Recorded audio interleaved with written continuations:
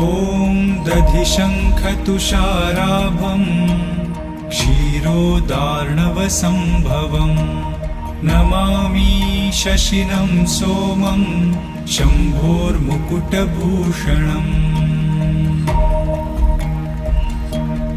ॐ धरणीगर्भसम्भूतं विद्युत्कान्तिसमप्रभं कुमारं शक्तिहस्तं च मङ्गलं प्रणमाम्यहम्।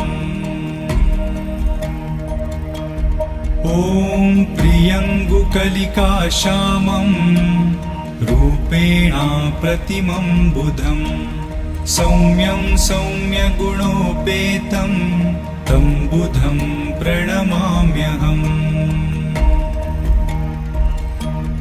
ॐ देवानां च ऋषीणां च गुरुं काञ्चनसन्निभं बुद्धिभूतं त्रिलोकेशं तं नमामि।